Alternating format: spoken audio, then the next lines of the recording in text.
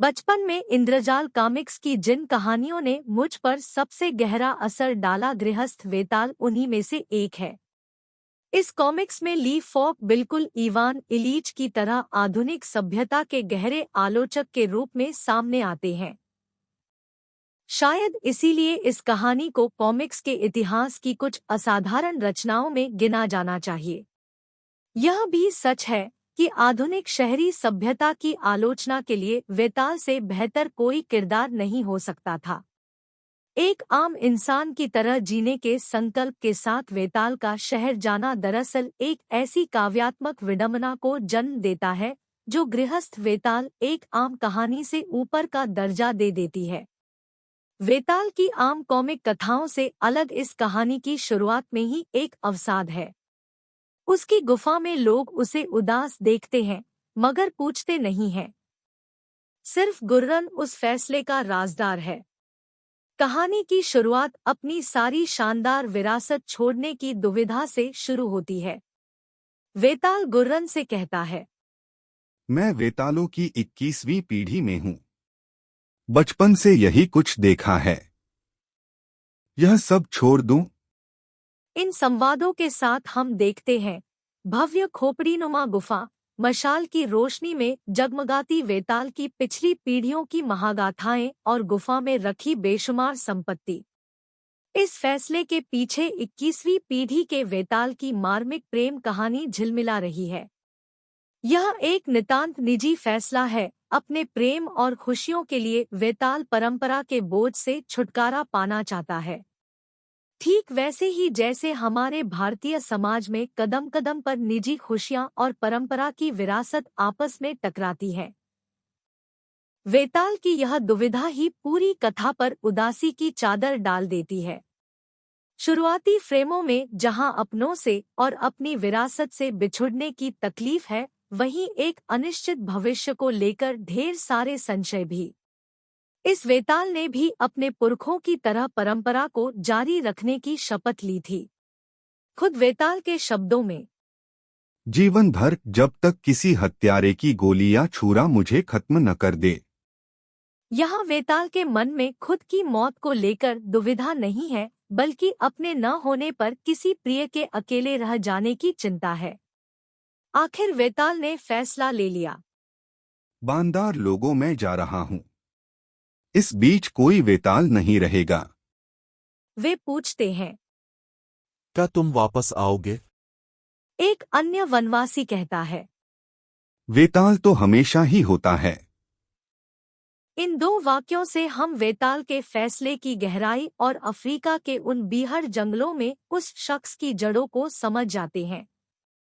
गुर्रन खर्च के लिए कुछ सोना ले जाने को कहता है, मगर वेताल यह कहकर मना कर देता है कि इस निधि का इस्तेमाल सिर्फ बुराई को मिटाने के काम में करना चाहिए। यहाँ पर वेताल के संकल्प की गहराई हमें समझ में आने लगती है। वह खुद को एक आम इंसान की कसौटी पर रखना चाहता है। क्या वह डायना पामर के लायक एक आम इंसान बनकर रह सकेगा? गुर्रन पूछता है। वहाँ के लोग क्या करते हैं महाबली? वेताल जवाब देता है। उसे रोजी कमाना कहते हैं। गुर्रन का जवाब, यह कुछ जंचता नहीं। यहाँ जंगल और शहर के मूल्य साफ तौर पर विभाजित होते दिखते हैं। वेताल शहर में अपनी चिरपरिचित वेशभूषा में निकलता है। ओवरकोट, चेहरे पर गॉगल्स और हैट। अपने और शेरा के खाने के लिए वेताल एक होटल में बर्तन धोने का काम करता है। इसके बाद वह रोजी की तलाश में आगे बढ़ता है। कहीं नौकरी नहीं मिलती। उसे अपने रहने का ठिकाना भी चाहिए, मगर हर जगह पेशगी, एडवांस, किराया चाहिए। एक कमरे का इंतजाम करके वह निकलता है, तो आखिरकार उसे खाई खोदने के एक मामूली काम पर रख लिया जाता है। यहाँ से वेताल का हम एक नया रूप देखते हैं, जो न तो किसी पहले की कॉमिक्स में दिखा और न बाद की। सिर पर केप, आंखों में गॉगल्स, सफेद शर्ट और नीली जीन्स। वहाँ उसका कुछ लोगों से झगड़ा हो जाता है। वेताल अपने चिरपरिचित अंदाज में उनसे निपट भी लेता है। बाद में काम खत्म होने पर ली फॉक का सधा हुआ व्यंग सामने आता है जब वेताल को आधा वेतन मिलता है। वेतन देने वाला बताता है कि आधा वेतन कट गया यूनियन के चंदे, पेंशन फंड और तमाम टैक्स में। वेताल हतप्रभ होकर अपना आधा वेतन लिए शेरा के साथ खड़ा रह जाता है और कहता है, किसी ने बताया नहीं कि सामान्य जीवन में यह भी होता है। न कचोटने वाला तीखा व्यंग।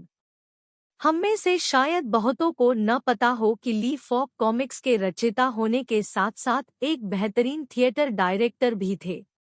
शायद इसीलिए वे वेताल की बेहद सामान्य सी दिखने वाली कहानियों में असाधारण नाटकीयता पैदा कर सके। ये वो निर्देशक था जिसने मार्लिन ब्रैंडो, पॉल न्यूमैन और जेम्स मैसन जैसे अभिनेताओं से अपने नाटकों में अभिनय कराया। जैसे जैसे कहानी आगे बढ़ती है, शहरी जीवन की विकृतियां सामने आती जाती है।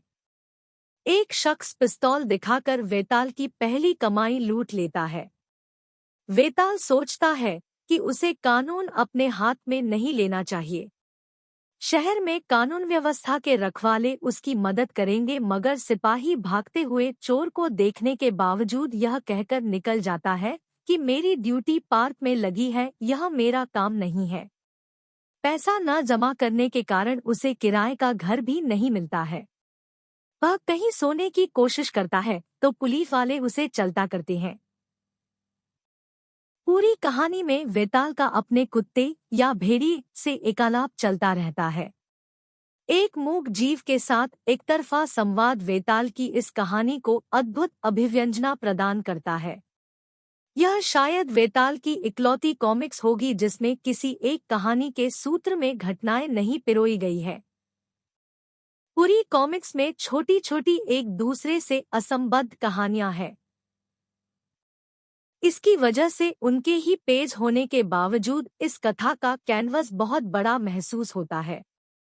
वह एक असहाय वृद्ध को लूटने वाले लुटेरों को खोज निकालता है। जब गुंडे उसे पूछते हैं कि वह किस हैसियत से उनकी खोजबीन करता है, तो वेताल का एक असाधारण जवाब सामने आता है। वेताल कहता है, नागरिक द्वारा गिरफ्तारी समझते हो? मैं तुम दोनों को लूटमार के अपराध में गिरफ्तार करता हूँ।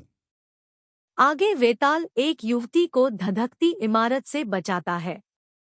फिर वह उचक्कों के एक गैंग में जा फंसता है। यहाँ जीवन का बेहद यथार्थवादी चित्रण सामने आता है। वहाँ रात को एक व्यक्ति वेताल की चाकू से हत्या करके उसके जूते चुराना चाहता है, मगर शेरा की सतर्कता के चलते वेताल जाग जाता है। बाकी लोग वेताल पर हमला करने वाले को जान से मारना चाहते हैं, तो वेताल उन्हें रोकता है। नतीजे में उनसे झड़प हो जाती है। सभी वेताल से पिटकर भाग जाते हैं। तो इस कॉमिक्स का एक और न भूलने वाला दृश्य सामने आता है। उचक्का अपनी सफाई में कहता है, मेरा इरादा तुम्हें मारने का नहीं था, सिर्फ तुम्हारे जूते लेना चाहता था। मेरे पास हैं जो नहीं। वेताल कहता है, तो मांग लेते, मैं दे देता। तस्वीर में वेताल यह कहते हुए अपने जूते उतार रहा है और वह व्यक्ति हतप्रभ सा उसे देख रहा है। बहुत बेहतरीन साहित्यिक रचनाओं में नैतिकता का इतना सहज और सुंदर पाठ दुर्लभ है। कहानी अभी खत्म नहीं होती। आगे वेताल का सामना बैंक में कुछ लोगों को बंधक बनाकर रखे लुटेरों से होता है। इस मोड़ तक आते आते वेताल के फैसले दुविधा से परे नजर आने लगते हैं। वह बंधकों को लुटेरों के चंगुल से छुड़ाता है और फिर कहानी एक दिलचस्प मोड़ पर पहुंचती है। यहाँ एक रात का ब्यौरा है। रात मानो ठहर जाती है। शहर की एक ऐसी रात जो असाधारण है, जिस रात कोई गुनाह नहीं हुए, क्योंकि चार्ल्स ब्रांसन की डेथ विश की तरह कोई अपराधियों के गुनाहों की सजा देने के लिए रात को घूम रहा है। कहानी के अंतिम हिस्से में वेताल एक दुकान पर सेल्समैन की नौकरी करने पहुंचता है। यहाँ एक संवाद देखें। वेताल कहता है, आधी दुनिया बिकवाली का धंधा करती है, आधी खरीदती है। मैं यही करके देखूं। पूंजीवादी व्यवस्था पर एक बेहद साफ साफ तंज नजर आता है यहाँ पर। दुकान पर वेताल की सेल्समैनी चलनी नहीं थी, क्योंकि वह ग्राहकों को हर प्रोडक्ट की असलियत बताता चलता है। अंततः उस दुकान के मालिक से अपमानित होकर निकलने के बाद वेताल का फैसला हमें सुनाई देता है। मेरा जी भर गया, झूठ, फरेब, चोरी, अन्याय, घृणा। और वह लौट पड़ता है। आगे के कुछ बेहद शानदार फ्रेमों में हम वेताल के सफेद घोड़े की टापों से गूंजते जंगल को देखते हैं। वेताल वापस लौट आता है। बीहड़वन में खुशियों की लहर दौड़ जाती है और वेताल अकेले में कहता है, डायना, मैंने कोशिश की, जैसा हूं मुझे वैसा ही स्वीकार करो। यह वेताल की प्रेमिका की गैरमौजूदगी में भी एक खूबसूरत प्रेम कहानी है। कॉमिक्स में कहीं भी डायना मौजूद नहीं है, सिर्फ वह बीच बीच में वेताल के ख्यालों में आती है।